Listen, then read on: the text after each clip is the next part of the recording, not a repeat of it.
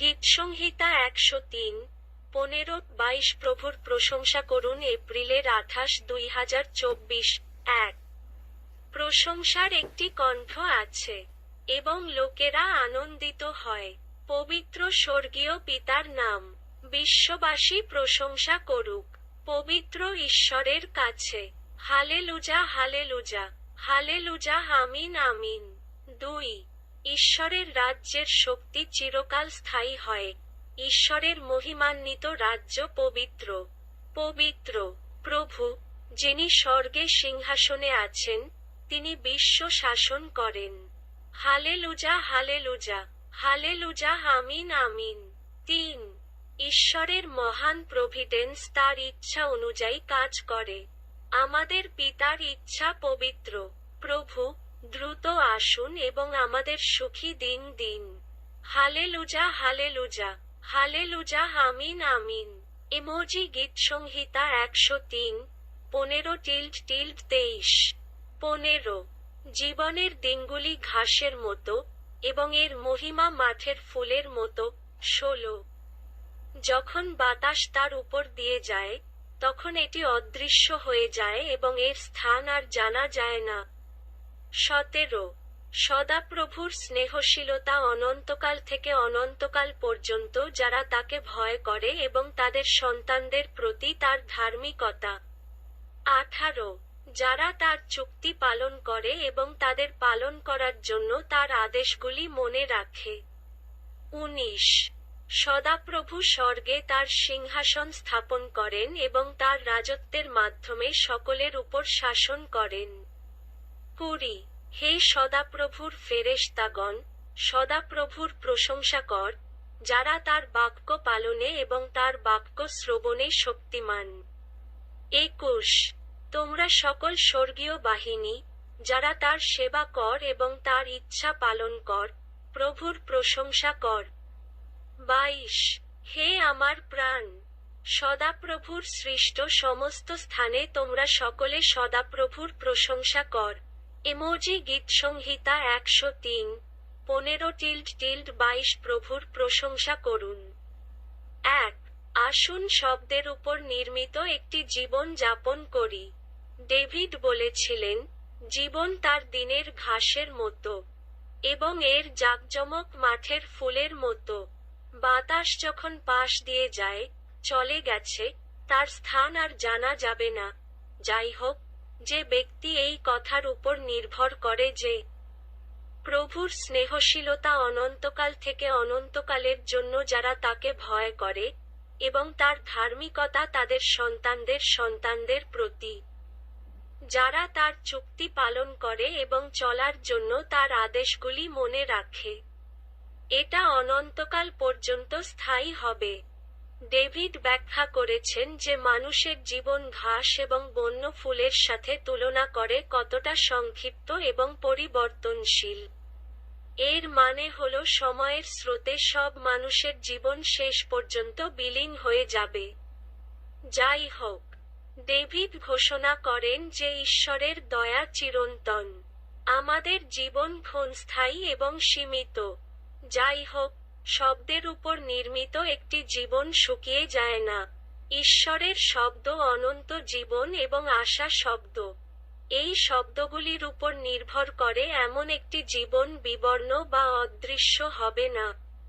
এর মানে হলো যে আমরা কেবল তারাই নই যারা শব্দটি জানি, কিন্তু যারা এটি করে, যারা ঈশ্বরের চুক্তি পালন করে এবং তার আইন মনে রাখে এবং অনুশীলন করে, তাদের জন্য ঈশ্বরের আশীর্বাদ প্রজন্মান্তরে প্রসারিত হয়।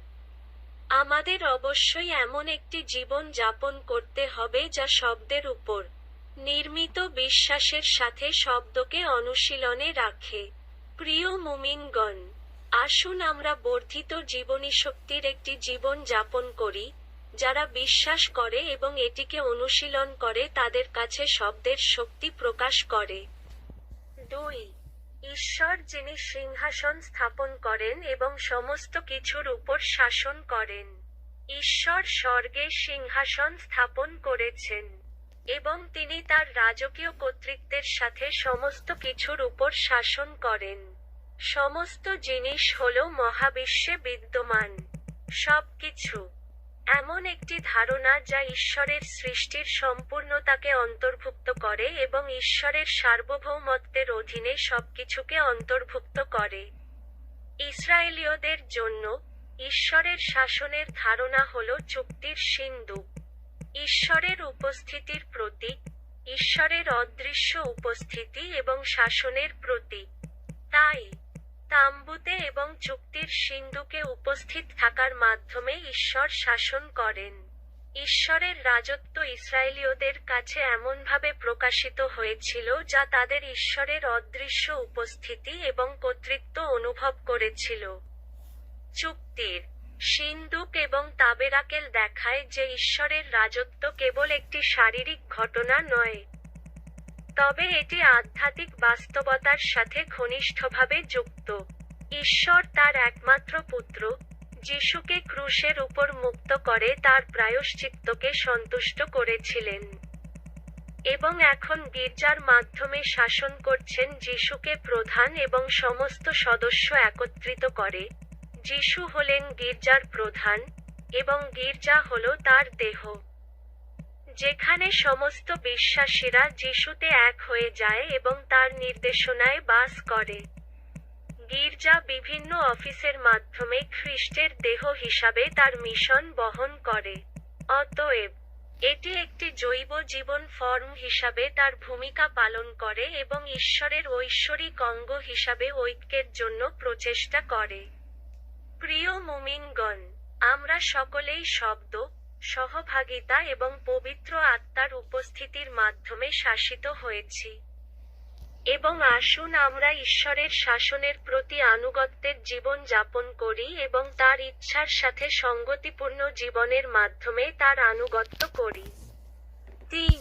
প্রভুর প্রশংসা করুন। পাঠ্যটিতে, হে প্রভুর দূতগণ, যিনি প্রভুর কথাগুলি করেন এবং তার কথার কণ্ঠস্বর শুনুন, হে প্রভুর প্রশংসা করুন। হে আমার আত্মা, তিনি বলছেন যে ফেরেশতাগণ, স্বর্গীয় হোস্ট এবং আমাদের সকলকে ঈশ্বরের প্রশংসা করতে হবে।